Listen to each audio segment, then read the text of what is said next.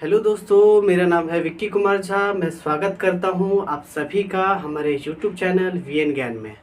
आज हम जानेंगे स्मॉल फाइनेंस बैंक के बारे में।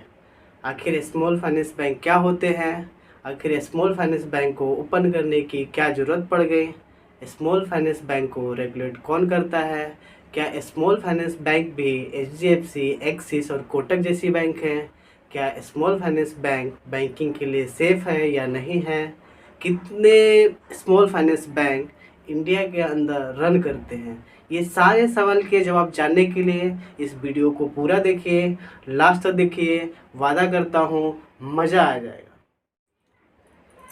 आपके मन में एक क्वेश्चन आ रहा होगा कि आखिर इंडिया के अंदर इतनी बड़ी बड़ी बैंकें हैं, कोटक, एचडीएफसी, आईसीआईसीआई, एक्सिस और भी बहुत सारे बैंकें हैं, तो आखिर ये स्मॉल फाइनेंस बैंक ओपन करने की क्या ज़रूरत है, आखिर क्यों स्मॉल फाइनेंस बैंक ओपन किए जा रहे हैं।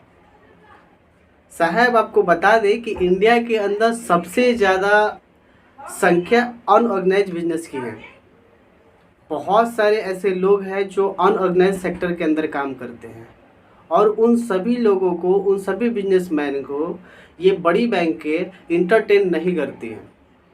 बड़ी बैंकें बड़े कस्टमर देखते हैं, बड़े प्रॉफिट्स देखते हैं।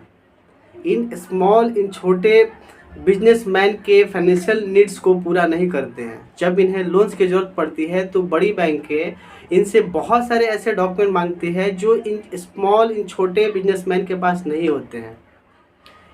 इन छोटे बिजनेसमैन के पास तो बहुत सारे ऐसे हैं जिनके पास तो खाते तक भी नहीं होते हैं। तो इन सभी के फाइनेंशियल नीड्स को पूरा करने के लिए, इनके बिजनेस को ग्रो करने के लिए इनको कम डॉक्यूमेंट्स, और इनके पास जो डॉक्यूमेंट्स है उसी में इनके बिजनेस को आगे ग्रो करने के लिए, इनको लोन देने के लिए स्मॉल फाइनेंस बैंक को लॉन्च किया गया। अब आपके मन में एक और सवाल आ रहा होगा कि चलिए मान लिया कि स्मॉल फाइनेंस बैंक लॉन्च कर दिए गए, तो साहब अब ये बताइए कि आखिर इसको रेगुलेट कौन करता है। क्या ये भी आरबीआई के द्वारा ही रेगुलेट होते हैं? तो मैं आपको बताऊंगा कि जी हाँ, ये भी बड़ी बैंकों की तरह, एक्सिस, कोटक, एचडीएफसी की तरह ही आरबीआई के सेकेंड शेड्यूल में लिस्टेड है और आरबीआई के द्वारा ही रेगुलेट होते हैं। ये भी एक शेड्यूल कमर्शियल बैंक है, जैसे एचडीएफसी, कोटक, एक्सिस और बाकी बैंकें हैं। आपके मन में एक और डाउट आ रहा होगा कि आखिर ये बैंक के साथ ये स्मॉल वर्ड आखिर क्यों लगाया जाता है, क्यों स्मॉल फाइनेंस बैंक बोला जाता है। हम सीधा सा बोल सकते थे एयू बैंक, सूर्योदय बैंक, उज्जीवन बैंक, उत्कर्ष बैंक, लेकिन हम ये बोलते हैं AU small finance bank, Ujjivan small finance bank, Suryoday small finance bank. आखिर ऐसा क्यों? तो साहब इसके 3 कारण हैं। 3 कारण से ये स्मॉल फाइनेंस बैंक बोले जाते हैं। तो चलिए जानते हैं आखिर वो 3 कारण कौन कौन से हैं। तो पहला कारण है पीएसएल, प्रायोरिटी सेक्टर लेंडिंग, जो गवर्नमेंट डिसाइड करती है।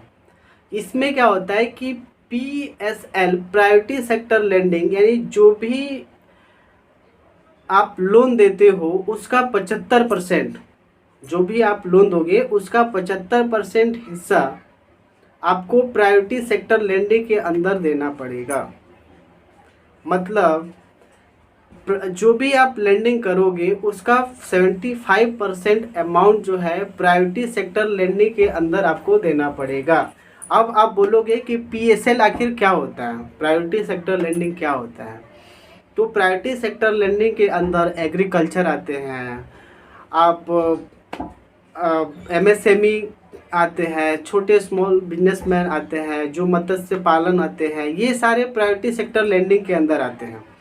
तो ये लोन अमाउंट जो है आपको 75% ये पीएसएल सेक्टर के अंदर देने पड़ते हैं। दूसरा पॉइंट आता है कि आपके जो 50% लोन टिकट साइज है वो 25 लाख से कम होने चाहिए। मतलब कि जो भी आप लोन दोगे उसका 50% हिस्सा 25 लाख से कम टिकट साइज के होने चाहिए। इसका मतलब ये नहीं हुआ कि क्या 25 लाख से ऊपर के लोन हम नहीं कर सकते, ऐसा नहीं है।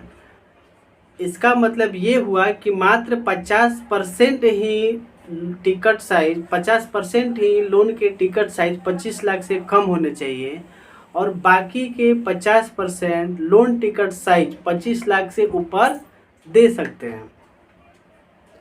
तीसरा पॉइंट है 25% जो ब्रांचेज हैं, मतलब 25% जो ब्रांचेज है वो वैसे जगह पे ओपन होने चाहिए जो अनबैंक्ड एरिया है, जहाँ पे कोई बैंक के शाखा नहीं है, रूरल एरिया हो, मतलब गांव खेड़ा हो, वहाँ पे आपके 25% ब्रांचेज होने चाहिए। मतलब कि अगर आपके 400 ब्रांचेज हैं तो आपके 100 ब्रांचेज अनबैंक्ड और रूरल एरिया के अंदर होने चाहिए। आशा करता हूँ ये 3 पॉइंट आप समझ चुके होंगे।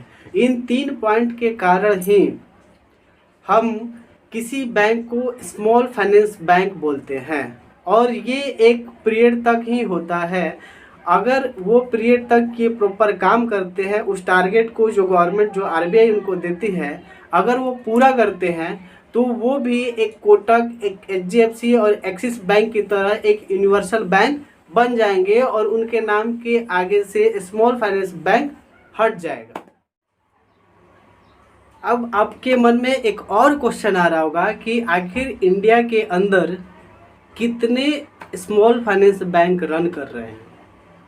तो आपको बता दूं कि इंडिया के अंदर 11 स्मॉल फाइनेंस बैंक इस वक्त रन कर रहे हैं, जिसमें सबसे बड़ी स्मॉल फाइनेंस बैंक है AU small finance bank, Ujjivan small finance bank, Utkarsh small finance bank, Suryoday small finance bank. बाकी की लिस्ट आप देख सकते हैं, स्क्रीन पर मैंने लगाया हुआ है। फिनकेयर स्मॉल फाइनेंस बैंक, आप बहुत सारे ऐसे बैंक हैं जो आप देख पा रहे होंगे, मैंने स्क्रीन के ऊपर लगाया हुआ है। ये सारी बैंकें इंडिया के अंदर स्मॉल फाइनेंस बैंक के नाम से रन कर रही हैं। और एक latest bank unity small finance bank 11वां बैंक लॉन्च हुआ है, जो पीएमसी के जगह पे आया हुआ है। Punjab and Maharashtra cooperative bank के जगह पे यूनिटी स्मॉल फाइनेंस बैंक आई है, जो स्मॉल फाइनेंस बैंक में सबसे लेटेस्ट है। अब आप ये पूछेंगे कि चलिए इतना सारी बातें तो आपने बता दिया, अब आखिरी बात ये बताइए कि क्या स्मॉल फाइनेंस बैंक बैंकिंग के लिए सेफ है? क्या हम उसमें डिपॉजिट रख सकते हैं? क्या हम उसके साथ बैंकिंग कर सकते हैं? तो मैं आपको बताऊंगा कि जी हाँ, जो भी बैंक आरबीआई के सेकेंड शेड्यूल में लिस्टेड होती है वो बैंक सेफ है, क्योंकि आरबीआई ने डीआईजीसी के तहत 5 लाख तक का इंश्योरेंस कवर पर अकाउंट होल्डर को दिया गया है। तो आप बेफिक्र होकर किसी भी स्मॉल फाइनेंस बैंक में, किसी भी आरबीआई के लिस्टेड बैंक में आप बैंकिंग कर सकते हैं। और स्मॉल फाइनेंस बैंक के साथ बैंकिंग करने का एक और फ़ायदा है कि यहाँ पे डिपॉजिट्स पे, यहाँ पे सेविंग अकाउंट्स पे आपको ज़्यादा रेट ऑफ इंटरेस्ट मिलता है। पता है क्यों मिलता है? क्योंकि ये लोग लोन जब देते हैं तो वहाँ पे रेट्स ज़्यादा लेते हैं। जब लेते ज़्यादा है तो उनको देना भी ज़्यादा पड़ता है। तो बेफिक्र होके आप स्मॉल फाइनेंस बैंक के साथ बैंकिंग कर सकते हैं, क्योंकि ये आरबीआई के सेकेंड शेड्यूल में लिस्टेड है। कैसा लगा वीडियो? अगर वीडियो अच्छा लगा हो तो लाइक कर दीजिए, शेयर कर दीजिए और एक प्यारा सा कमेंट बॉक्स में लिख दीजिए। और ऐसे ही वीडियो के लिए हमारे साथ बने रहिए, मज़ा आ जाएगा। जय हिंद, जय भारत।